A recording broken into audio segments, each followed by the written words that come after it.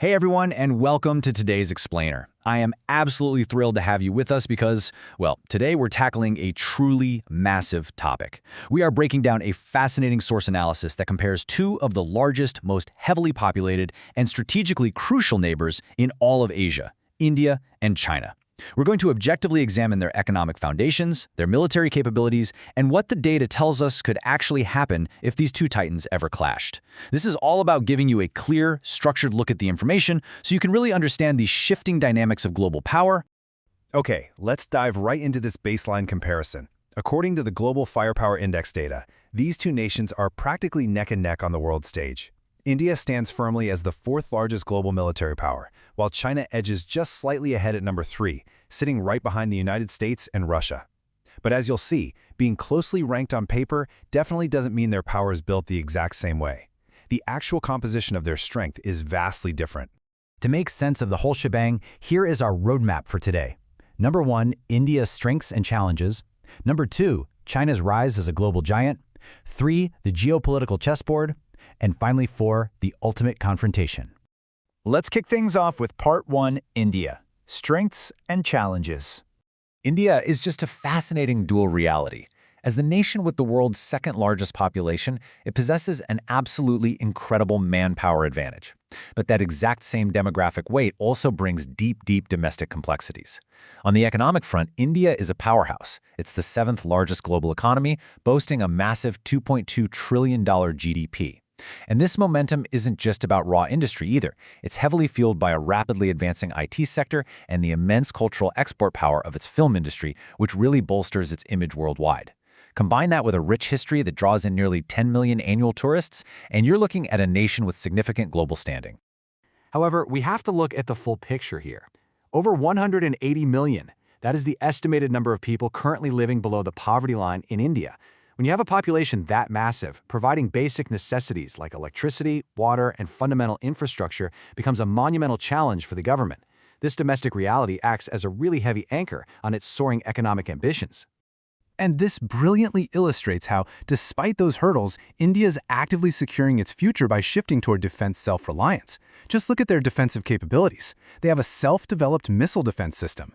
They're manufacturing indigenous fighter jets. They operate 2 aircraft carriers, and they stand as the 6th largest naval power with 1.4 million active troops.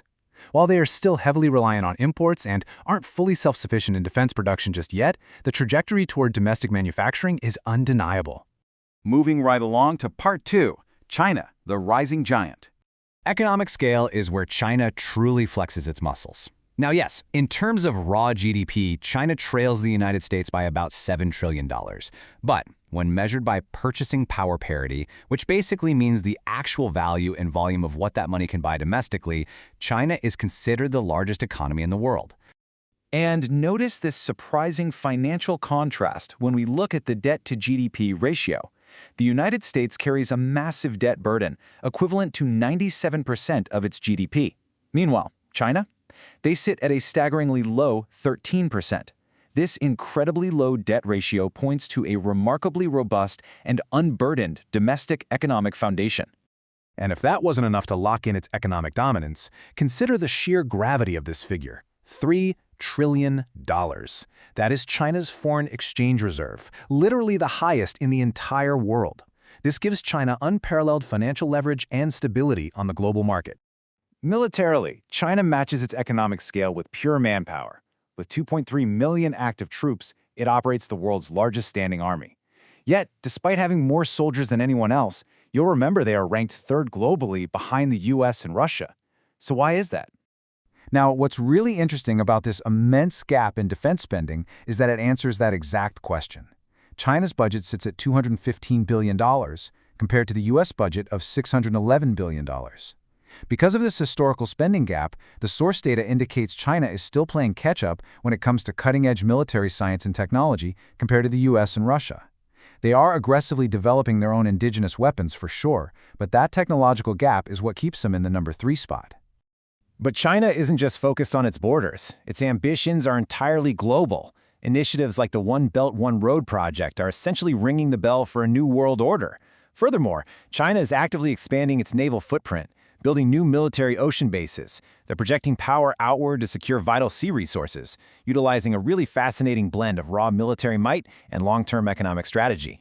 Which brings us to part 3, the geopolitical chessboard. When we look at India's position on this chessboard, several severe diplomatic hurdles emerge. Unlike China, India lacks a permanent seat and the veto power that comes with it on the UN Security Council. It's also currently outside the nuclear suppliers group. Regionally, the unresolved Kashmir issue continues to create friction, compounded by perpetually tense and strained border relations with both China and Pakistan. These roadblocks significantly hold India back from maximizing its global influence. So the crucial point is, when you put these two massive, heavily armed, and economically powerful nations right next to each other with a history of border friction, what actually happens if they clash? Let's look at part 4, the ultimate confrontation.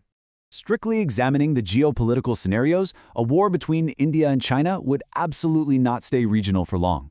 If we map out the hypothetical global alliances, India generally enjoys strong, favorable relations with the United States and the European Union. Conversely, if a conflict broke out, China would not stand alone. Pakistan would firmly back China, and nations like Russia and Turkey, due to their own alliances and interests, would likely support China as well. What starts as a border dispute instantly spirals into a proxy world war. In a one-on-one vacuum, the reality is quite direct. Referencing recent historical border tensions in areas like Ladakh, the analysis concludes that China's current military edges, particularly in infrastructure and overall force projection, mean that an isolated clash would result in China inflicting heavy losses on and likely defeating India. It's just a harsh reality of their current military disparity. But geopolitics is never in a vacuum, right? The ultimate balancing factor, the wild card that changes the entire equation, is the United States. Because India has the strategic backing of the US superpower, China is forced to deeply and carefully calculate the risks of any direct aggression. An attack on India isn't just an attack on India, it's a direct challenge to American interests in the region. Which leaves us with this final thought. We've seen the wealth, the troops, the alliances, and the friction. The numbers show two titans growing in strength every single day. So, is superpower deterrence enough to prevent them from plunging the world into conflict? It's a question that will absolutely define the geopolitical landscape for decades to come. Thank you so much for joining me to unpack this fascinating data. Keep analyzing, keep learning, and I'll catch you in the next explainer.